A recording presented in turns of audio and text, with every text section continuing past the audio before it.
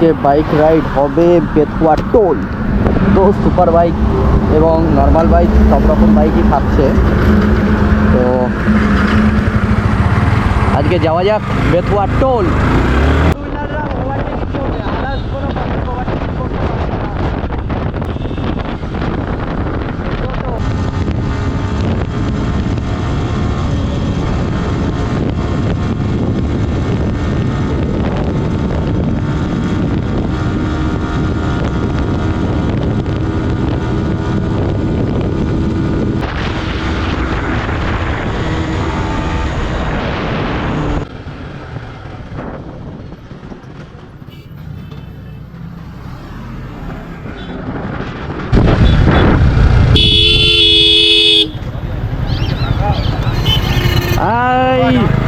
ডান দিক বাঁ দিক কোনো হুঁশ পর্ব নেই।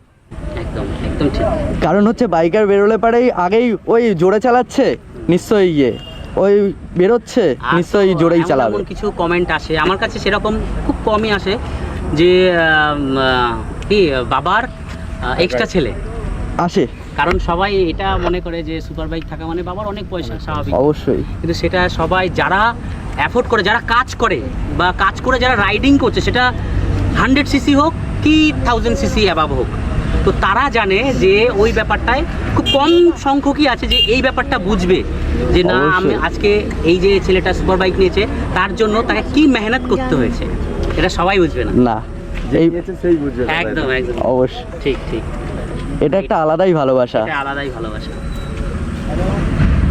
কিন্তু এই কমেন্টগুলো আসে যখন প্রচন্ড কষ্ট লাগে।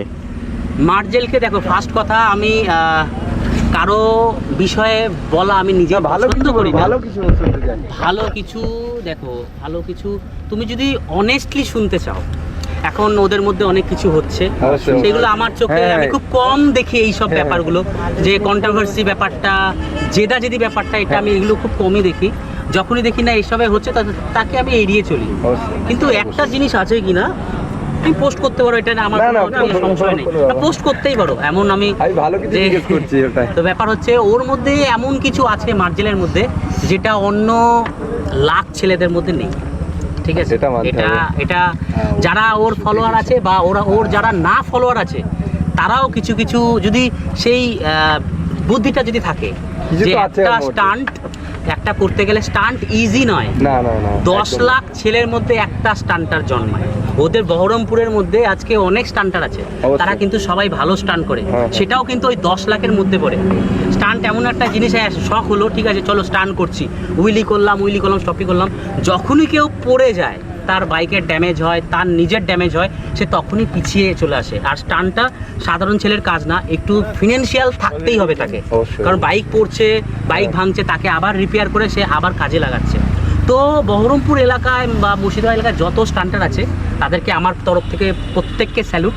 কিন্তু মার্জেলের মধ্যে কোনো একটা ব্যাপার রয়েছে, ঠিক আছে, যেটা ওর পারফরমেন্স যেটা আছে সেটা একদম নেক্সট লেভেল, সামথিং ডিফারেন্ট একদম অবভিয়াসলি। কারণ একটা ছেলে নিজে অনেকটা সাকসেস ক্যারি করা এতটা সহজ নয় এতটা শর্ট টাইমের মধ্যে। দেখো এটা অনেকেই হয়তো জানে না, আজকে ও নিজস্ব গ্রাউন্ড করেছে, ফার্স্ট নিজস্ব গ্রাউন্ড করেছে, সেইটাও কিন্তু অনলি ফর স্টান্টের জন্যই, এটা একটা পয়েন্ট। তারপর আমি কিছু কিছু সব ভিডিও দেখিনি, কিছু কিছু ভিডিও দেখেছি যে ও রাত্রে প্র্যাকটিস করছে, নাইটে রাত্রে প্র্যাকটিস করে বাইক। কখন আমরা চালাই, যখন বাইকটাকে আমরা খুব ভালোবাসি, কাজের মধ্যে সবাই বাইক চালায়, কারণ ওর মধ্যে থেকে আমার আর্নিং আসছে। তারপর ওই যে আমরা সানডে রাইডে আমাদের এখন কোনো ইনকাম নেই, কিন্তু আমরা তেল পোড়াচ্ছি কারণ আমরা বাইকটাকে ভালোবাসি, বাট এটা এই তেলটা যে পড়ে এটা হিউজ পরিমাণ টাকার, এটা সেটা তো অবশ্যই নর্মাল ব্যাপার। পড়ে না, একটা হ্যাঁ, হিউজ পরিমাণ হ্যাঁ। বেরোলে পারেই একটা হিউজ পরিমাণ পুড়ে যায়। তো সেই হিসেবে ও রাতেও প্র্যাকটিস করছে, তো ও যতটা এফোর্ট ও দিচ্ছে সেইভাবে ওর লাইফে ওর রেজাল্ট ওইভাবেই ও পাবে, তাই না? এটাই ব্যাপার। আমিও যদি খুব পরিশ্রম করি এই ফ্যান ফলোয়ারদেরকে নিয়ে বা অ্যাক্টিভ থাকে, আজকে আমাকে খুব তাড়াতাড়ি প্রত্যেকটা রিলস আমি যখন ছাড়ি কম বেশি ভিউ আসে আর শেয়ার হয়। তোমরা দেখবে শেয়ার কখন একটা রিলস হয়, আমি আমার নিজের দিক থেকে বলছি না, যখন তুমি শেয়ার করছো কারো রিলসটা, যখন তোমার প্রচণ্ড ভালো লাগছে, একটা লাইক, দ্যাটস ইট। যখন তোমার নিজের প্রোফাইল থেকে শেয়ার করছো তখন ওইটার ভালোবাসার মাত্রাটা অনেক বেশি। তা এইটাই ব্যাপার যে ভালো, আজকে আমার রিলস লাগে বলেই শেয়ার থাকে, শেয়ার সবাই দেখতে পায় না, একমাত্র আমার নিজের প্রোফাইল থেকেই হয়তো দেখা যায়, ঠিক আছে? 150-র উপরে প্রত্যেকটা ভিডিও শেয়ার থাকে আমার, ঠিক আছে? তো এই হচ্ছে ব্যাপার। থ্যাংক ইউ সবাইকে। এটা সবার আপনার জন্য। ভালোবাসা একদম, তোমার প্রতি। একদম। এটা তো আমি নিজে মানি, আমি নিজে স্টোরিতে বলি বা ভিডিওর মাধ্যমে আমি বলি। ঠিক আছে, চলো আমাকে আবার বাড়ি ফিরতে হবে অবশ্যই। ঠিক আছে, কারণ আমার ছোট্ট বেবি রয়েছে। চলো, ওকে, আসছি সবাই। খুব ভালো লাগলো সবার সঙ্গে।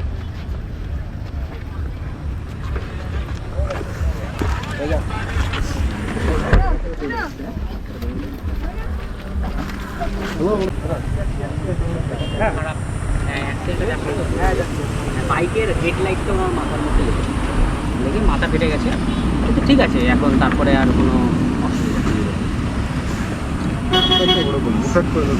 হ্যাঁ, এখনো সব জায়গার লোকজন এখনো সতর্ক নয়, আর বিশেষ করে যারা সুপার বাইক ওনার তারা একটু ইয়ে করেই চলে, হিসাব করেই যেতে হয়। যারা অভিজ্ঞ রাইডার, যে আমার স্পিডটা বেশি আছে তো মেনটেন আমি করতে, সবার ক্ষেত্রে আমরা কি দেখি, যদি একটা অ্যাক্সিডেন্ট হয় বাইকারই দোষ হয়। অতএব এই মাথায়টা আগে নিয়েই আমাদের চলতে হবে যে সেটা দোষ আমার থাকুক আর বা অন্যদের থাকুক, তা এটা দোষ আমার উপরেই পড়বে, ওর জন্য সেই হিসেবেই চালাতে হবে। আর বিশেষ করে তার মধ্যে যদি সেটা সুপার বাইক হয় তাহলে দোষটা আরও বেশি চলে আসবে, এটা দামি গাড়ি তো যাবেই। যাবেই, এটা স্বাভাবিক। ওইটাই যতটুকুনি সেফভাবে চলে যায় ওটাই আমাদের জন্য ভালো, বা আমাদের সবার জন্য, কারণ আমরা সবাই এখানে বাইক রেকর্ড হচ্ছে। কেমন আছো দাদা? ভালো ভালো ভালো ভালো। অনেকদিন পর দেখা, অনেকদিন। তোমার সঙ্গে বহরমপুরে বাইপাসে সেই মিটআপে দেখা হয়েছিল। আচ্ছা, হেলমেট পরা রয়েছে হ্যাঁ, বলে এর জন্য একদম। আচ্ছা, অনেকদিন তাহলে পর। কি মানে কোথায় এসছো? আসলাম তোমার এইখানে, ওরে বাপ তোমার রে খবর বাপ। পেয়ে। আরে বাপ রে বাপ, তাহলে আরেকবার অত দূর থেকেই সত্যি খুব হ্যাপি, আমি নিজেও হ্যাপি যে তোমরা সাপোর্ট করো আমাকে, বা এত ভালোবাসো, ওর জন্যই আসা। না হলে বলো অবশ্যই। একটা যে আমাদের গ্রুপের মধ্যে তো আছে এই একদম। করে 22টা সুপার বাইক আছে, সহজে কেউ কিন্তু আসে না বা না। সানডে রাইড করতে করে না। না। তার যখন শখ হলো একটু বাইকটা রাইড করি, কিন্তু আমি নিজে চেষ্টা করি যে সবাইকে দেখানোর, কারণ অবশ্যই। একটা টাইম এমন ছিল ছোটবেলায় যে আমি এই সুপার বাইক দেখতে কলকাতা পর্যন্ত যেতাম, এমনকি ট্রেনে পর্যন্ত যেতাম। এমন আমার লাইফে দুবার এরকম হয়েছে, 2:25-এর লালগোলা ধরে আমি কলকাতায় গিয়েছি, ওখান থেকে গিয়েছি তোমার বইচি থেকে নাম শুনেছ হয়তো, আজাদিন, হ্যাঁ। সবাই জানে, আজাদিন ধাবা। ওইখানে গিয়ে আমি বাইক দেখেছি। তো ওই ব্যাপারটা আমার মধ্যে আছে, ওটা যে একটা মানে হ্যাঁ, এক্সাইটমেন্ট। হ্যাঁ, যে আমি এতটা কষ্ট করে আমি গিয়ে সেই সুপার বাইকটা দেখছি, সেই সুপার বাইকের আওয়াজটা আমি শুনছি। তো যতক্ষণ আমাকে ভগবান দিয়েছে সেই সুযোগটা, তো কেন না আমি তাদেরকে দেখাই। ঠিক। সবাই তো আমার মতো নাও হতে পারে যে রাত ভোরের বেলা উঠে ট্রেনে করে গিয়ে দিনে গিয়ে, সেই, তাই না? অবশ্যই। কিন্তু ভালোবাসে, সবাই নাও যেতে পারে না, কারো পরিস্থিতি থাকে, কারো পরিস্থিতি থাকে না, না। তাই না? তো ওইটাই ব্যাপার। অনেকের যেমন এই যে অনেকের বাচ্চাগুলো ব্যাপারে আছে, এদের তো possible হয়। পরিস্থিতি নেই যে ওখানে গিয়ে দেখার, তার জন্য সবাই যেন দেখতে পারে, ওর জন্যই আসা। আর আসি বলে সেই হিসেবে আমি সাপোর্টটাও অন্যরকম ভাবে পাই, সেটা সবাই জানে হয়তো। তবে আমি সব থেকে বেশি খুশি হয়েছি বহরমপুর বাইপাসে যাওয়ার পর যে 40K ইনস্টাগ্রামে সাকসেস, একদম তার জন্য অবশ্যই thank you so much, thank you. আমি সেটা সব থেকে বেশি খুশি হয়েছি যে একটা রাইডিং এর লাইনে এতটা সাকসেস পাওয়া অতটা সহজ হ্যাঁ, নয়, হ্যাঁ, হ্যাঁ। প্রচণ্ড টাফ। একদমই তাই, তার জন্য এফোর্ট করতে হয়েছে আগেও, এখনও অ্যাফোর্ড করি, যে এরকম নয় যে করি না। এখনও আমার লাইফে হয়তো অনেকেই জানে না যে আমি একটা খুব সাধারণ একটা ঘরের ছেলে, আমি কাজ করি, অনেকেই জানে না। এখানে হয়তো জানে সুপার বাইক ইউজ করছে, বাবার না কত পয়সা, বাবা ছোটোবেলাতেই মারা গেছে, এটা কেউ জানে না। আমি হয়তো একদিন অনেকে বলে যে দাদা আমি তোমার স্টোরি জানতে চাই, অনেকে এরকম কমেন্ট করে। তো একটা টাইম যখন 100K ফলোয়ার আমার হবে, তো অবশ্যই আমি ইনস্টাগ্রামে লাইভ আসবো, যে আমার স্টোরি নিয়ে, আমার লাইফের স্টোরি নিয়ে, যে আজকে আমি তোমাদের জন্য এই জায়গাটায় আছি, তো এই জায়গাটায় তোমাদের অধিকার যে না আমার স্টোরিটা শোনো। বাট তো- এই যে তুমি একটা ছোট্ট স্টোরির মধ্যে একটা ছোট্ট ইয়ে দিলে, হিংস দিলে, যে অনেক ছোটতে বাবা মারা গেছে, বাট সেম আচ্ছা 10 বছর বয়সে বাবা মারা গেছে। আচ্ছা। তো লাইফে আস্তে আস্তে এই রাইডিংয়ে হট করে আসা, একদম, একদম। বাট এটাকে টিকিয়ে রাখা প্রচণ্ড মুশকিল। প্রচন্ড মুশকিল এটা, এটা ঠিক, কারণ এটাও- 90% হেটস মেলে আর 10% খুব জোর হলে সাপোর্ট মেলে। দাদা দাদা নাম কি আছে আপনার? OTP rider, OTP rider, Instagram? YouTube? এক সেকেন্ড, ইনস্টাগ্রাম আইডি নেই আপনার? না, ওটিপি শুধু লং রাইড। অবশ্য অলরেডি চ্যানেলে আছে 155, 155। যা সিসি তাই পাওয়ার। দাদা একটা ফটো তুলে দেন তো। আচ্ছা